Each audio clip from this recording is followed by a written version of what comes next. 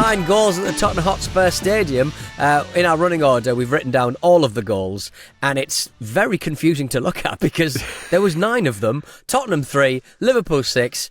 I'm not even going to go through all of the scorers. It was chaos, Jim. It really was. What a brilliant slice of Barclays just before Christmas. It was absolutely magnificent. We thought Carabao was putting pressure on Barclays brand-wise, but no, not at all. It feels like, like we talk about late-stage capitalism. Is this late-stage Barclays? Is this, Maybe, like when you leave it, if you left an old arcade machine running for long enough, bits of data would start getting written in the wrong part of memory, and it would start glitching out and doing weird stuff. This is what's happening here, I think. It doesn't feel sustainable, does it? No. It was an absolutely crazy game. I think, obviously, a lot has been made of Ange Postecoglou being very grumpy about being asked questions about his style. And in this case, he's completely within his rights to be fed up with the questions he's getting, because they started with 18-year-old Archie Gray as a centre-back, Jed Spence out of position as a left-back. They're obviously missing Romero and Mickey van der Ven. And of course, that is a challenge if you're playing against Liverpool. And I'm at the point now where I think, maybe I'm naive to realise... only just realised this is happening. They are trying to wind him up, aren't they? They're trying to annoy him because he's really entertaining when he's grumpy. Yeah, I think that's possibly the case. I agree with you, Jim. I think to just look at the score and just look at the flow of chances is a little bit unfair in the circumstances, given that Liverpool are the best team in Europe at the moment. And as you say, going into a game against Manchester United in the Carabao Cup with this defence is one thing. I mean, it almost spoiled a game which they should have won really 4 or 5-1 against Manchester United, because they were a lot better than that, and their defence kind of gave United a bit of a lifeline. But the fact that he had to stick with the same 11 here, I mean, it made it really, really tough. But I guess that the stylistic points are fair enough. I mean, this was a just caricature of Ange ball, really, wasn't it? And I have to say, Jim, you're looking extraordinarily handsome in that jumper today, which goes to show that Tottenham produce pheromones for Jim Campbell. One way or another, they do it. It's an Ange glow up. We can't resist them for crying out loud. I mean, it's like I know not many sides get 3 past Liverpool. That's the mad thing about it, isn't it? That is mad. But Liverpool never looked anything less than very comfortable indeed. You would say. Spurs' record against Liverpool is horrific, and I think they've only won twice in so many seasons, and Ange just got one of those wins, I think. So it's worth remembering, they are a bit. If Liverpool can be a bogey team, they have been a bogey team for Spurs for generations of football. Yeah, I mean, they obviously, you got to help yourself with that. For the opening goal, Trent Alexander-Arnold is in so much space for the cross he puts in, and it's what else is he going to do from there? Surely you have some indication of where his mind is with that. And he's just going to plonk a perfect ball onto someone's head, isn't he? Well, there's a lot of love for Szoboszlai's speaking finish. of handsome, he God. was. I think his general play was handsome, Jim. Is that fair to say? I mean, he was busting a gut so hard, I fear that his gut is going to be unavailable for the Boxing Day fixtures. That's how hard that he sort of busted his gut. But Jason Mohammed on Match of the Day too. It's kind of weird seeing him talk about Liverpool players, because he does look a bit like Arnold Slot, and they kind of went through his highlight reel and stuff. But he was astonishing yesterday, wasn't he? Yeah, I think so. And I think, we talked about how Postecoglou was kind of stymied in terms of the selection that he was able to make. I mean, Slot has marshalled his Liverpool players so well this season. I think he totally picked the right team, because Luis Diaz has that extra bit of mobility to get at a makeshift defence. And of course, he can score headers from the penalty spot, which is handy as well.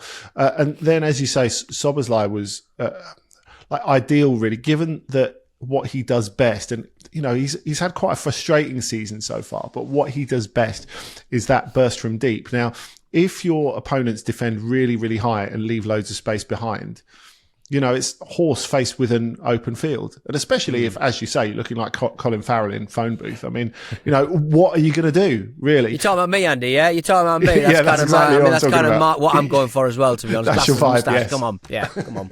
But I mean, like, on the Spurs side of things, like, where now for Ange? I mean, like, he's still in a European competition. You imagine that they were favourites for that, and they're kind of mid-table in that.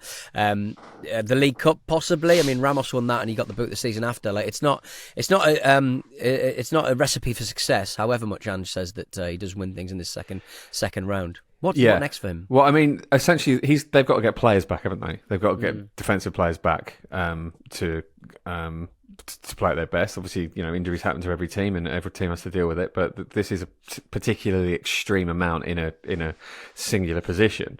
So I think essentially just don't panic at the moment. I do agree that stopping the other team scoring is part of the game, and there seems to be a breed of managers such as Postecoglou and Russell Martin at the moment who don't seem that bothered about that. But obviously I'm not a football manager, and I'm sure it's not as simple as that. I'm sure the sacrifices you make in playing such an attacking style that enable you to do it in the first place. So I think it's essentially about holding nerve, isn't it, and getting players back. He's explained so many times they do what they do for a reason. When it doesn't work, it kind of looks pretty spectacular. So yeah, I mean, Jamie Carragher said at the weekend, he's never seen a team win anything playing like that. But Postecoglou has won things in the past, and as I've said before, he keeps saying, or he said a few times, I always win something in the second season. I really think that confidence is going to translate to those Spurs players, and maybe give them a bit extra in the Carabao Cup semi-final. Obviously, they've got to play Liverpool twice, which is a nightmare. But do they need that kind of positivity, though? I agree with you, Pete. There's too much positivity. I think that's the entire problem. Take the rocket out of their bums. Yes, just place it on the side for a bit. I think that's absolutely it. The problem hanging over Tottenham's season at the moment, I think, is I think with the way the first half of the Premier League campaign's panned out, injuries aside at the moment, I think they're not good enough to make the top four. I think they are good enough to finish fifth, and fifth will probably do you for the Champions League because of the two extra places. It's really surprising that England didn't get one of those last year, and I feel pretty sure it will. And historical precedent would suggest that as well, that it will this year. So if fifth place is good enough for the Champions League and Tottenham don't make it, that is quite a hard thing to argue your way out of. Yeah. I think that's really what the problem is. And I totally agree with not panicking in terms of players coming back. The two problems are, firstly, defending in that fashion, as they have done ever since he's got there, will always give chances to opposition, and maybe inferior opposition. What happens against Liverpool is one thing, especially with the scratch defence, but it's the other games, really, isn't it? The second thing is, I'm all for not touching the squad that much and having faith in what they've got. They need a goalkeeper. Yeah. And this was the weekend of goalkeepers should never be allowed to kick the ball, really, wasn't it? Because, you look at some of the mistakes to feet. Fraser Forster, who had a nightmare in the week, had another one, really. I mean, funnily enough, he made enough good saves to keep it to single figures for Liverpool, I think you could argue.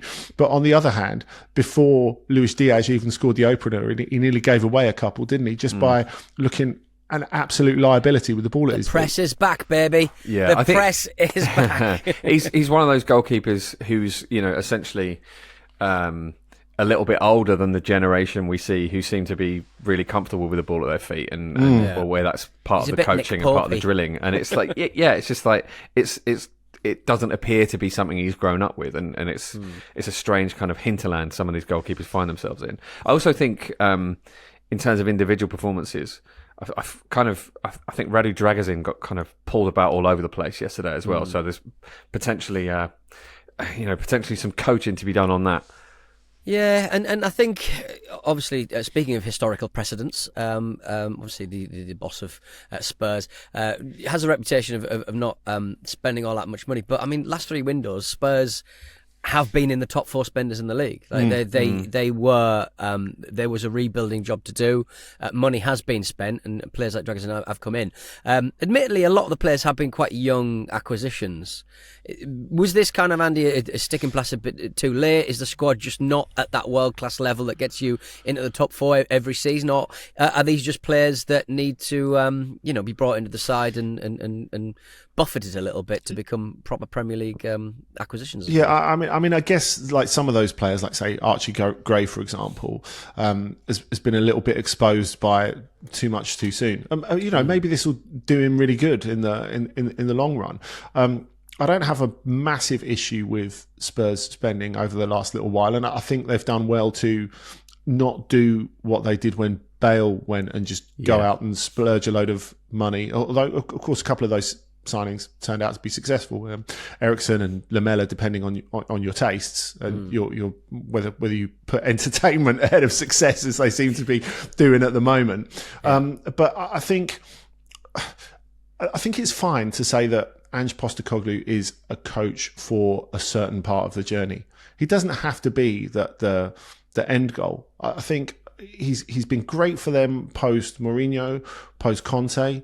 But I think it's reasonable for there to be a question over whether he's the guy who's going to make them consistently qualify for the Champions League and win a trophy or two along the way, which is obviously, when you've got a stadium like that, what you're aiming for. Yeah, I think the issue with the style that people always come back to and that has been successful for him elsewhere is just so difficult in the Premier League, isn't it? It's just the other teams, essentially. Liverpool are a great example of this. We touched on how Spurs were defeated, but this is the level you're up against, and it's going to be so difficult to get in ahead of them. Yeah. I mean, Ange Postecoglou in his pre-match, I think, for this match, he did quote Monty Python calling himself a naughty little boy. It's stuff like that is very charming when you're winning and having a lovely time, but it's a cudgel, and I think he sort of felt as soon as he said it was going to be a cudgel to get beaten, for him to get beaten. He was going to see the imprint of that term "naughty little boy" on his face for a long time. Yeah, I think so as well. I loved Arne Slot's thing in the pre-match press conference about that before it even happened. About I love the way Tottenham play. It's like, is this how far Arne Slot has come already? Like, he's not even had half a season in the Premier League, and he's already patronising coaches of who should be of the same level but aren't really, in a Sir Alex Ferguson style. That's where he's at. It's like his "you're no threat to me" moment. It's one side's got an older sort of elder statesman in the shape of Heung-min Son, and the other one's got Mo Salah, who is the first player to reach double figures for both goals and assists before Christmas in a Premier League season in the history of the competition. Indicative of a wider problem in the Premier League defensively? Who knows? But we're very much enjoying it. Liverpool's lead at the top of the table grew after Chelsea drew goalless away to Everton. Elsewhere at the top, Arsenal won 5-1 away to Crystal Palace. Gabriel Jesus scored a brace. He scored 5 goals against Crystal Palace in a week. I mean, happy hunting ground, you'd probably say, that defence. But a lot of talk about Bukayo Saka's hamstring injury. He went off the pitch.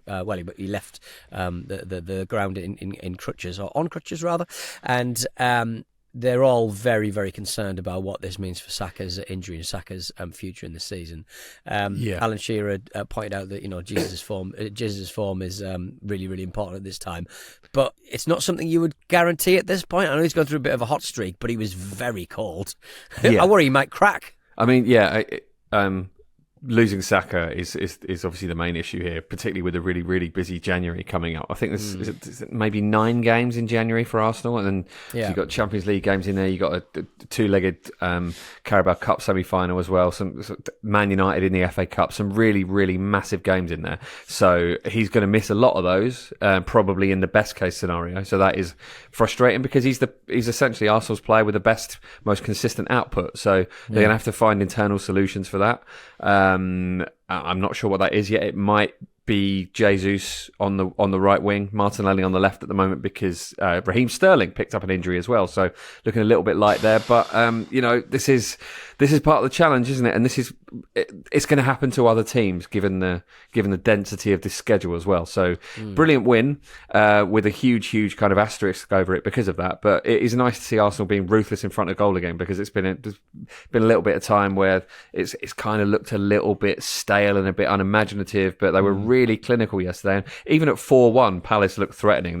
It was a bit of a strange result in a lot of ways, but Arsenal were just clinical. They need to keep doing that. That's it. I think the fact that Palace played more of a part in this than it would suggest in paper, encouraged that clinical side of Arsenal. Yes. It's like you really have to finish this. That's what they kept saying to them, really. Definitely. You can't sit on a lead.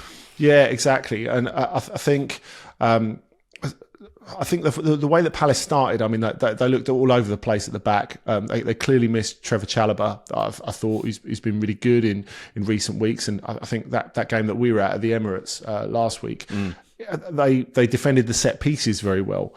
Of course, that's not the only way Arsenal can score against you, which is something that the wider world would maybe do well to take notice of. But going back to the Saka thing, it's just unfortunate. It's one of those things that you can't pin on anyone, because I think if you look at the team that Arteta picked and the way that he rotated the team during the game, bringing on Declan Rice, for example, he couldn't have done it much better. In so many ways, it was an exemplary way to manage your top team before a very busy period. Yeah. And sometimes injuries just happen.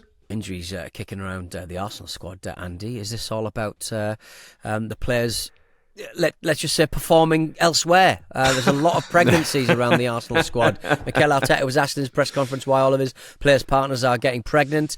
I mean, it was almost like a direct, what are you giving them? Which very much seems like, Spanish fly, Viagra, what's going on? It seemed like a direct kind of, are you sexually doping your players? It was way more direct than it needed to be, Jim. I don't know what's going on there. It was. He just sort of said thank you and good night and left. Very much all smiles, wasn't it? The press conference. I'm imagining on that whiteboard he just drew a penis going into it and just kind of with an arrow, like the brain and the heart thing. I've taught you about holding hands. It's time to make things a little bit more detailed. It's not how I was made, says Jesus. Right, coming up after this, the Old Trafford leak is back and it's bigger than ever. Well, a comedy moment here as Turnbull lost his shorts. Patrick Kelly pounced onto the loose ball and did that. Well, no wonder Turnbull complains. Are shorts getting easier to lose, Andy? That's the question. Yeah, it looks that way. I mean, to describe that, in case you haven't seen the actual footage. So Turnbull's shorts fall down, and as he's taking the natural reaction to pull them up, Doncaster's Patrick Kelly runs past him and scores. It reminds me of like really retro one. I remember Wimbledon conceding a penalty at Southampton when Matt Letizia, of all people, hammered the ball straight at Terry Phelan's nuts. Obviously, he put his hands in the way and the referee gave a penalty. Now, of course, this was still in the era of deliberate handball. Now, in one way, it was deliberate handball because he had to protect himself. Yeah, but it's a totally natural reaction. I mean, makes you think. Unless you're into really hardcore S&M. And you're like, fucking hit me. And thank you to friend of the Ramble, John, for sending us that clip. You can become a friend of the Ramble too by heading over to patreon.com/Football Ramble. You'll get access to the Discord, the Ramble Dungeon, where you can chat with us and other Ramble like-minded listeners and get ad-free episodes of the Ramble up front and on the continent, all for just $5 a month. You'll also get an extended version of every Wednesday Ramble. However, as this Wednesday is Christmas Day, we'll be bringing you a bonus extended Ramble today instead. If you want to listen, just head on over to patreon.com/Football Ramble to sign up now. Oh dear, Manchester United lose 3-0 at home to Bournemouth for the second year in a row. Clive with a penalty, Semenyo with a goal. I mean, it was just not great for Ruben Amorim, Andy. It's not been an ideal start, you would say. No new manager bounce for Ruben. I love the way you addressed it to me as if because I'm perhaps the most Portuguese observing here, it's all my fault. Hey, There's no perhaps about it, Andy. Little Christmas gift for Andy's night. Primera Liga on the telly. Love your job. You know you'll be in front of the hot box. You know you'll be watching them. But everything is so hard, said Ruben. Everything is so hard, and wherever you look, I mean, mainly at left back, but wherever you look at Manchester United, it's just bloody difficult, isn't it, Andy? Yeah, I think it is, and he predicted this. As we said, it was the Portuguese version, really, of Harry Redknapp saying, "Look at all the old shit that the previous managers left me with." Really. Yeah, and the one before, and the one before, and the one before that, which is the problem, as you say, Pete. But yeah, even bearing in mind that it's going to take time, and you have to crack a few eggs to make an omelette and all that sort of stuff. I don't think he helped himself here. I know he's trying to work out what all the players can do and who can come through for him and who can't, but this was just a bit too experimental, this lineup. Within his same shape, the fact that Ahmad has been one of the outstanding players so far, and he needs players to be in really, really strong in the wing-back roles, to bring him into one of those attacking roles behind the striker, I don't think really got the best out of him, because Ahmad has been probably the outstanding player since he's arrived. There's still a question of whether Bruno Fernandes should be in that 2 behind the striker, or whether he should be a little bit deeper. I think he should be in that 2 behind the striker. But look, I think so many basic errors as well. There was a whole comedy thing with the set piece coach as well, and they conceded a goal straight away from the Dean Hussein header as well. But it's just when you set it up at the beginning, Pete, that when you said they've lost 3-0 at home to Bournemouth in successive seasons, how is that even possible? I mean, that tells you really not just about Amorim, is much, much bigger than him. And I think however organised Amorim is, and however much he says that, okay, well, look, it was a mess at Sporting when I arrived, that is all true. But the scale of Manchester United is so much bigger. And, when you go back and look at, of course, the stat that everyone's talking about is the fact they're in the bottom half of the top division, not even the Premier League, for the first time since 1989 at Christmas. That was the year that Sir Alex Ferguson nearly got fired. So ideally, he would have that Sir Alex Ferguson sort of time to line up the team, to get his own players, like 2-3 transfer windows.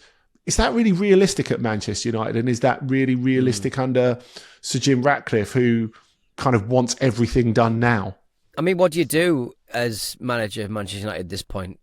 Everyone sort of talks about there being no value in the transfer window in January. I don't think that's really true. Bruno Fernandes is a really good example of one of their best players was signed in January. So, but the problem is that Ruben's facing is they don't seem to have a lot of money, because they keep on signing absolute lemons and also just firing a lot of staff that costs them a lot of money, Jim. Yeah, I think actually it's very interesting to look at this situation last season, isn't it, where they've lost 3-0 to Bournemouth, and they probably looked, let the dust settle, looked around and gone, "Oh, we're probably going to have to spend about 200 million quid to fix this," and here we are again. Nothing has changed. I think this happens a lot, doesn't it? When clubs change managers fairly regularly for obvious reasons, where you get this kind of Frankenstein's monster of a squad. And I think part of the problem Amorim has is that he's been left with a lot of Ten Hag's kind of project players. So I think you can make the argument that Rasmus Højlund and Joshua Zirkzee are both quite similar in that they've obviously got talent, but they're players that need to be developed and need to be nurtured, because they're kind of both like that. It's like he can't sort of settle on who is the most effective. Both of them need time, both of them need opportunities, but neither of them are really delivering exactly what he wants. And which Carabao put this in then? Yeah. Carabao put this in. It's opening up a car and going, "There's a lot of zip ties. I don't think they're stock." Yeah, exactly. That's it. Who did this? The squad is very much a cut and shut, isn't it? And they've shaved off the VIN. But the problem is, it's going to be a problem for anyone, isn't it? And it's going to be a problem for a long time. So as you said, Andy, it's going to need 2 or 3 windows. I think they have to be brave in terms of sticking with Amorim, because this happens sometimes, doesn't it? You're trying to set a major kind of cultural and sporting reset of this huge club that has fallen on such hard times that you can say, oh, the Man United league's embarrassing, isn't it? And you could be referring to 3 different things. Like, the place is an absolute mess, and it's not going to be fixed overnight. So we're yet to see if Jim Ratcliffe will have the patience for the guy who would be considered his own man. But essentially, this season is kind of a write-off, isn't it? European football at all would be a brilliant thing at the moment, and I kind of think they just have to accept that and bear with it for a while, because he's chopped and changed a lot, as you've referred to, Andy, and it's because he's working out essentially who can do what and who he can rely on. And Bruno Fernandes is running himself into the ground every game, working really, really hard. He's actually genuinely leading by example in a way he's been criticised for not doing before in the past, and I think he's been excellent, if frustrated, lately. That'll cost him in the running, though. He's playing way too many minutes for this situation. But I guess, like, the response to that, Pete, would be, what running? Because as Jim says, what are they really going for? I suppose you could say one of the cups, maybe even the Europa League, would be a realistic target, although I'm not sure I'd say they're one of the favourites for that, even though it's to their advantage that no teams are dropping out of the Champions League this year, and so exactly what the field is, and I think that makes it a really exciting competition going into the second half of it. The only reason that we think United are a realistic shot for the Europa League is because they bear the name Manchester United. There is nothing on the pitch really that suggests that should be the case. Even Roma, you think, well, at least they've got the talent. They're probably more likely to get it together by the knockouts, which is a really weird thing to say, but I think that's where they are at the moment. And I agree with Jim. It's just like one big open training session at the moment, isn't it? But I guess you would say that not only did Klopp go through this at Liverpool at the beginning, which has allowed them to get to the point that they are now. And remember, Klopp went through that whole thing of, like, after the first year, people said, oh, well, Brendan Rodgers in his last year took more points per game than Jurgen Klopp, which in his first year, which is, obviously ridiculous, nonsense, false comparison. And he'll have to put up with loads of those statistics and loads of people throwing that sort of stuff at him, because that is what managing a club of that size is about. But having said that, to have this, like, almost write-off season, maybe it'll be an advantage to them, really, because he gets to pan all that stuff out and then have a proper go at achieving something, or starting to achieve something, next season. But, is pretty hideous in the meantime. Yeah, I mean, do you think that Manchester United never really have sort of not dead rubber seasons, but like seasons that can kind of just go on the wane and nobody really cares? Because they, like you said, the reason why they're still in with the shout emotionally for a lot of people in the Europa League is because of them being called Manchester United. But that also is a bit of a double-edged sword, because when you're heading towards when you're starting the when you're starting the Boxing Day fixtures for the first time in Premier League history, Man United will find themselves in the bottom half of the table on Christmas Day. I mean, that is an astonishing turn of events, bearing in mind the majesty and the history of that sort of modern Premier League outfit. The rules are slightly different for that club, no? Yeah, I think the weight of history means that every kind of every dropped point is a disaster, isn't it? And we were talking recently. Do you remember there was that story about the restaurant near Manchester having a infestation of rats or mice? I forget which rodent it was. But it makes the news. That's nothing to do with the club. It's a restaurant nearby, and then there are news stories laughing at Man United about it. It's nothing to do with it. And I mean, anywhere else, like the leak in the post-match press conference wouldn't be a big deal, but because it's because it's them, isn't it? And that's the lens that you're under, and that's part of the difficulty that they face in turning this stuff around. That every small failure is kind of blown up into a massive one, and there's so much kind of drama at the club at the moment.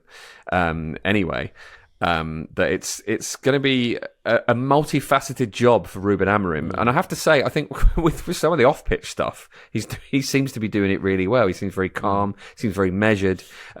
He communicates really, really well. Obviously, there's a lot to be fixed on the pitch. The set-piece problem is an issue again. They've conceded another goal there, but obviously it's very, very early days with a lot of work to do. I think we should talk about Bournemouth for a bit as well, because You know, they had to play their part in beating Man United 3-0 at Old Trafford, 2 seasons in a row. Dean Howson is looking like one of the finds of the season. What an absolute gem. He gets his goal. Antoine Semenyo, I think everybody loves. He's just such a delightful player to watch. And they were just...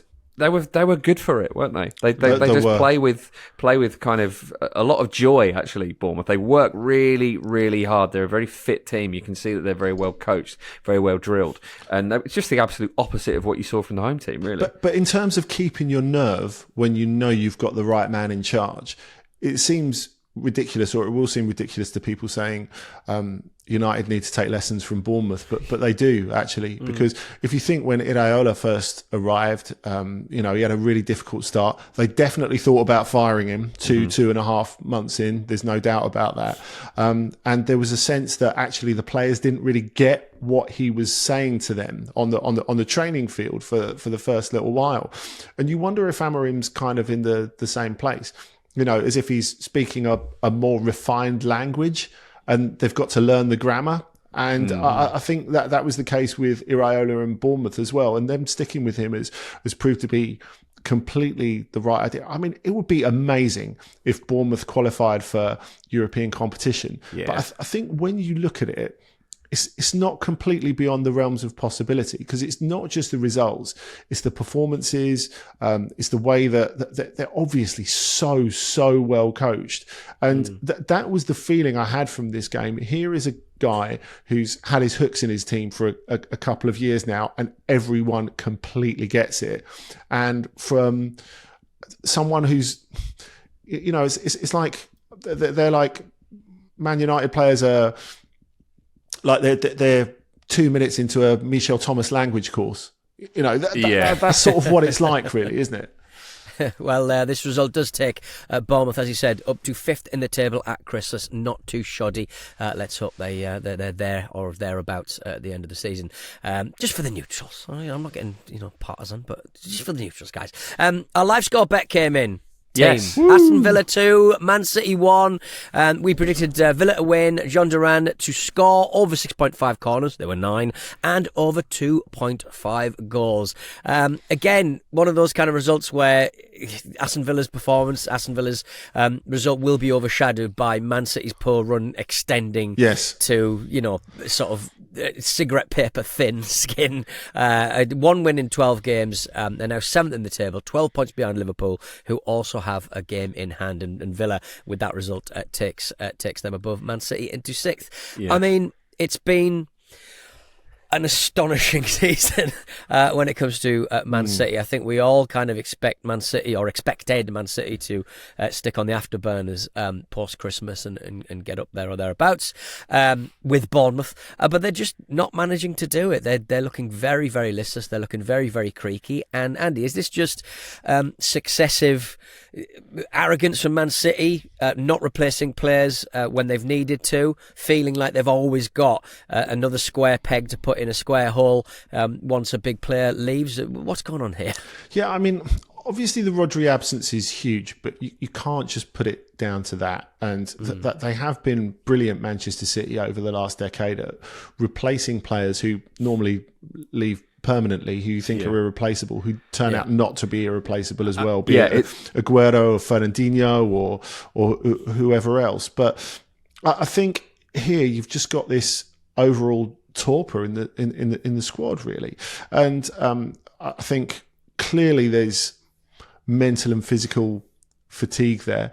And obviously they've had a lot of poor luck with injuries. I think that the fact that John Stones didn't really look at it, even before he went off with injury at halftime, he's not the John Stones that he was a year and a bit ago, for example.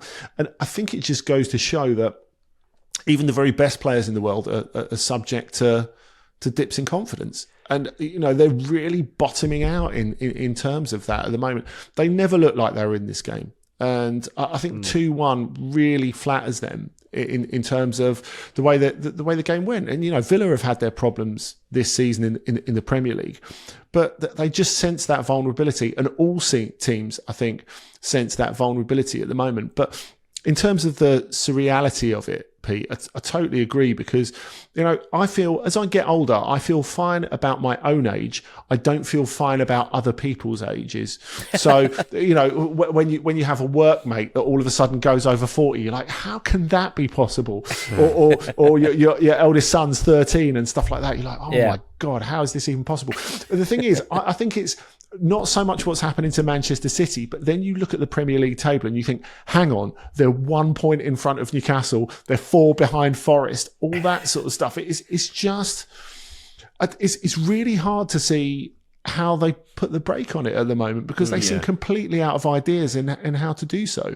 Well, I think at the moment it's become self-fulfilling as well. They're losing games in their own heads in the way that other teams were losing to them before they played them. There's been so much hand-wringing from within the club, understandably, given the run of results. But I think they're actually making it worse for themselves, the way they're talking about it, as if it's this thing they have no control over. It's really, really interesting. And other teams are sensing that.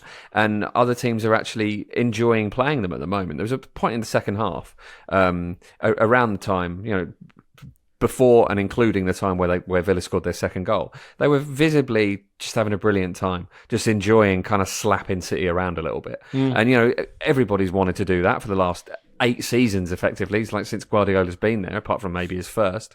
And it really feels like, I don't know, like the mentality of it has changed completely. They seem very meek now. They expect to lose in the way that they expected to win in the past. And it's fascinating to me because it's a terrible run of 12 games, but it is only 12 games. And it feels to me like there's this kind of emotional kind of existential crisis that is making it continue.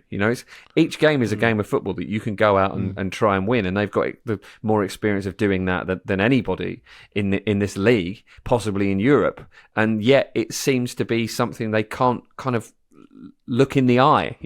Well, it's totally unprecedented for all of football, isn't it? I guess that's the thing. And I think that thing about the self-fulfilling prophecy is totally right. But I think as well, you have to stand back a little bit and look about the definition of those 12 games. Because, obviously the stat snowballs as it goes, 9 defeats in 12, etc., etc. But to talk about the performances now as being the same as the performances at the beginning of that bad run is completely wrong. Completely. Because it's just, if you go back to the beginning of that run, they're not really playing poorly. There are a few little fatigue-based mistakes creeping in, but it's snowballed. And now the performances are terrible as well as the results. That's the concerning thing. They still had moments, didn't they, where they pressured Villa and they had a lot of possession and did what they do, but it was just kind of a little bit toothless. And when a situation is like this, it almost looks like parody. I think with many teams, I mean, I was genuinely, after this little result, I did look at the fixture calendar to see when Newcastle were playing them, and I was like, February, they could have turned it around by then. That's too long. But I think a lot of teams are. Remember when Mr. Burns, I think he's got some kind of like drug he's taken, and he goes absolutely like crazy, and Homer like runs out of his office going, just ask him for anything right now, because he is absolutely out of his tree. Well, yeah, I mean, it's the two main players who are bearing the brunt, so to speak, are Jack Grealish and Erling Haaland. There's rumours of Pep falling out with Erling, or Erling falling out with Pep, but the fundamentals are like Erling Haaland's just not getting enough supply, and he can't get high when he doesn't have the supply, so to speak. Yeah, there was a very enjoyable kind of thing that kept happening in this game, which was you would just hear Pep Guardiola from the sidelines going, "Jack!" And then someone would launch one out to Jack Grealish. That was very, very clearly their plan. And he had a difficult afternoon at Villa Park, didn't he? As you might expect in this situation. Yes. Gave a little bit back to the Villa fans. I have to say, it is his right to do that. The way it's been reported, it's like he grabbed a microphone and was like, and another thing. and it obviously wasn't like that at all. Let's be having me. Yeah, it was. I mean, there's a lot of 3 Premier League sort of getting like wafted around with Man City. It's becoming a bit of a trope, and it's not a welcome one, because they're clearly very much under the cosh. All right then, coming after this, we find out what players have got Christmas off. Oh, we predicted so much more. We expected so much more, Jim. Only 4 players will miss Christmas after receiving their 5th yellow card of the season this weekend. Yeah. Nottingham Forest Nicolas Dominguez was booked after being brought on in the 64th minute. I mean, that's a the lovely headline. old job. I mean, that's the headline. Well played. That's the dictionary definition of shall we have another look at that. The other players were Ashley Young, Sam Morsey and Lucas Paqueta. Don't give that man any time off. Yeah, the less said about that, the better. Probably. Ashley Young using all his experience there. Yeah, exactly. I guess with Paquetá, you just go, you come off the field and booked again. Can you just compare me? Can you just call me this year's Kevin Nolan? Lovely stuff. So I just want to make it clear that I did win the prediction there because I went for 12 and you and Luke both went for 15. So it's not the Intercontinental belt, but I'll take every victory I can at this point. No, okay, stick it on your shelf. They'll count. Leicester 0, Wolves 3. Pereira winning his first game as Wolves manager. I don't think anyone saw this coming because, I mean, Leicester aren't great shakes at the moment, but I would say that, I didn't see this being such a comprehensive victory because the back 5 just dealt with everything Leicester had. But Peter, surely you saw Danny Ward's performance against Newcastle where he dived after one of the shots he let in had gone into the net and let one in through his legs. So, I mean, it wasn't any better this afternoon. I'm not surprised by this result at all. If there was any moment to sort of produce that gif of the Robot Wars goalkeeper, this was probably it, wasn't it? I feel really sorry for him because obviously the criticism did turn out to be quite harsh and personal, and also he wasn't the reason they lost. The defending was horrendous. I mean, this was a tale of 2 defences really. And that Vitor Pereira, obviously there's been a lot of chat about his temperament and his mother-in-law and all the rest of it. As I pointed out last week, the one thing he can do really well, and if you go back to even his spell at Porto when he succeeded Villas-Boas, is he gets a defence organised. Sometimes, maybe he hasn't got quite the imagination to make a side as exciting as they might be. Look, Wolves don't even need that at the moment. They've got the individual talent to win games. And, if you look at this game and you look at the 2 squads, they should be beating Leicester. Forget the last couple of months and the difficulties that Gary O'Neill's had. They've been leaking goals left and right. But if you can get them to defend properly, they are beating Leicester every time because they've got much better players. And all they had to do really was pick off what was offered to them, didn't they? As you said, Pete, they never looked like conceding a goal. Yeah, they were. I've not seen Wolves looking quite so pressing and energetic. Sarr was great. I think that it was Agreed. A really, really solid performance from back to front. The atmosphere at the King Power was quite flat as well. The team have been flat for a while. It's a difficult situation for their relatively new manager. But good news about the new Leicester City pop-up fan zone that arrived for this match. You can have a taco with Christian Fuchs. Lovely old job. Brilliant. Swings and roundabouts. I mean, when the noise around Leicester is like that the team are like creaking and slow, and that's not necessarily their manager's fault. But he knew that coming in, and it's not like he brought any, backroom staff with him. He seems to have fallen out of everyone at football in football. Where do you see sort of the manager going with this one, Andy? It's a difficult situation for Leicester because they really don't have the squad. It is. I agree with you, and it's a little bit like I think Van Nistelrooy is a little bit like Frank Lampard going at Everton. You're going to have no idea by the end of it whether he's a decent manager or not because honestly his hands are completely tied. Like what can he do and how can you judge him? What they need more than anything is someone to go and buy them 6 players in January. I don't even know if that's possible. Now maybe Van Nistelrooy, as you say, could go out there and buy the 6 players from the Eredivisie that he hasn't fallen out with.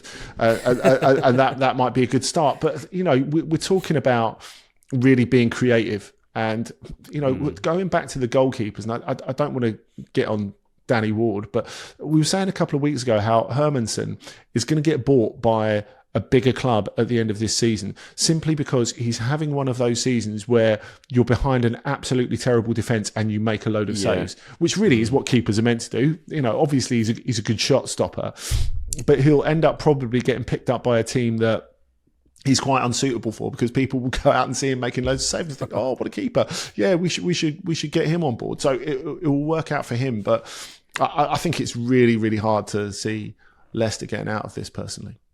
Yeah, I mean, it comes at a really poor time, really, because Jamie Vardy does have a documentary on Netflix in 2025 coming out. So it may even be a relegation season. It may be Jamie Vardy's final season in the Premier League, and there's a blooming special about him on Netflix, Jim. I feel like Netflix have made this specifically for me, to be honest. There'll be Wanda and Mauro next. Sponsored by Red Bull. Yeah. No, I it's not going to change my enjoyment of the documentary one bit, whatever happens to them, mate. I think that's going to be the case for a lot of people.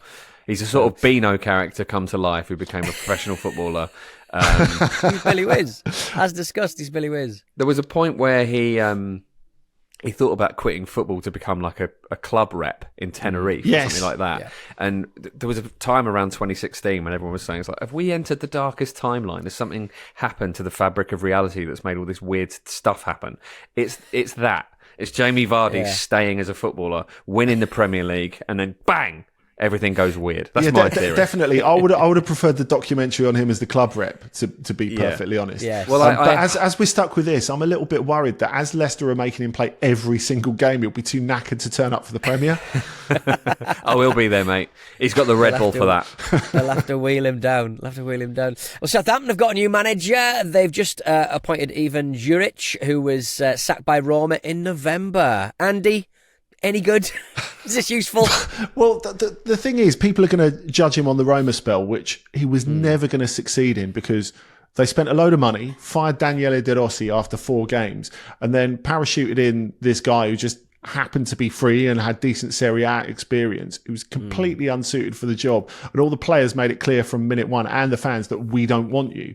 So he had no chance of ever succeeding there. I think if you go back and look at his previous experiences with Verona and Torino, they're far more instructive, especially at Verona, where he had one of the smallest budgets in the division, not really a lot to work with. He constantly had his best players like Pessina and Kumbula taken out from under him. He lost Belotti after the first season at Torino as well. And he managed to create a quite tough, difficult to beat sort of side. They needed realism after Russell Martin. And even though he's not coached in the Premier League, he's nearer that. So I think he'll author some sort of improvement there. Yeah, that nil from them is massive, isn't it? Like, genuinely, straight away. They can tighten up at the back. That's the only hope they're going to have. Yeah, talking about goalkeepers making loads of saves. Aaron Ramsdale's back to that again after his loan spell at Wimbledon all those years ago.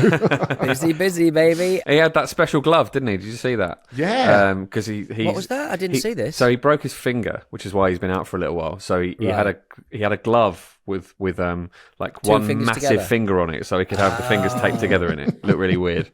And if I know him, it was the middle finger. So he can give the crowd some. So elsewhere, it's getting quite routine up there in the northeast and down there in Ipswich. Ipswich 0 and Newcastle 4. Newcastle winning 4-0 for the second Premier League game in a row. Alexander Isak scoring his first Premier League hat-trick.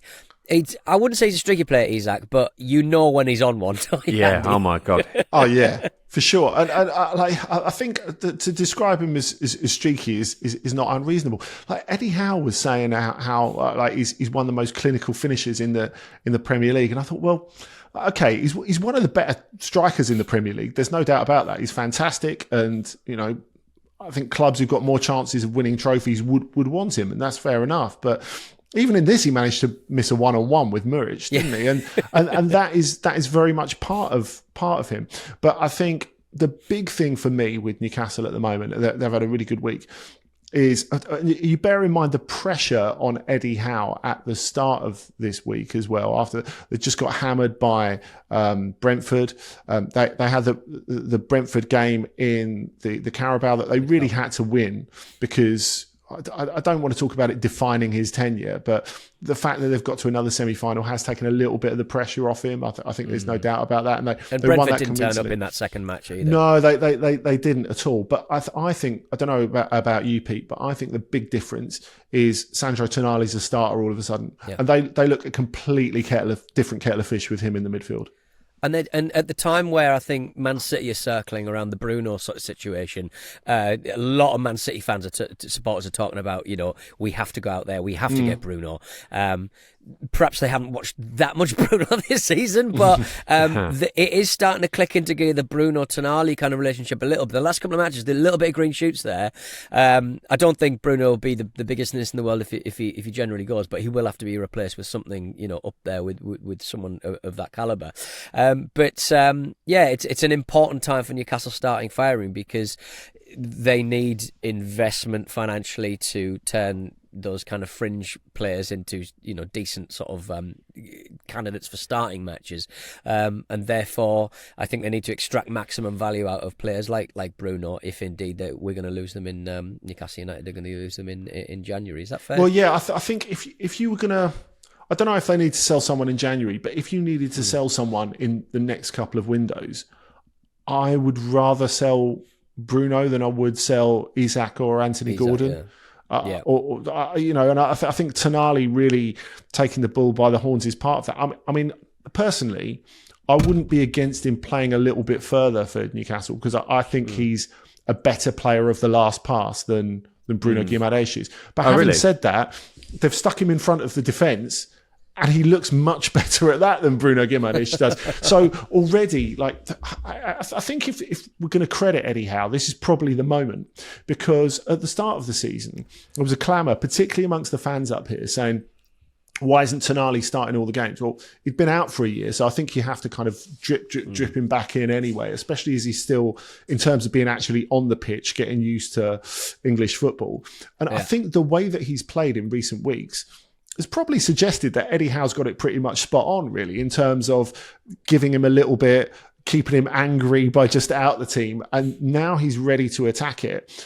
Jim was talking earlier about how this is a really intensive spell of games for all those teams. To have Tonali in this sort of form at this moment, when, you think they've got Villa at home on Boxing Day, then they go away to United, who look really ripe for the taking, that they want to have a go at the FA Cup, and then they've got those semis of the Carabao as well. So they've got a really, really important string of games, and to have him look exactly like the player they thought they were buying, I think is really important. Yeah, and also that the pair of them starting to click together has happened relatively quickly, given that people that only fairly recently started to worry that it wasn't happening. I think Bruno Guimaraes looks back to his best form as well. I know that a 4-0 win against Ipswich isn't necessarily indicative of someone's wider form over a season, but he was scoring in the first minute. I think really sort of set the tone for the whole match. And Isak's third goal, his hat-trick goal. Can we talk about that for a moment, to just enjoy it from an aesthetic level? Just obviously Ipswich invited their own problems to a point, but Newcastle were fantastic in that. And the way Isak traps that ball, it's like he's punishing it almost, and then just deftly slots it home. It's a beautiful, beautiful goal.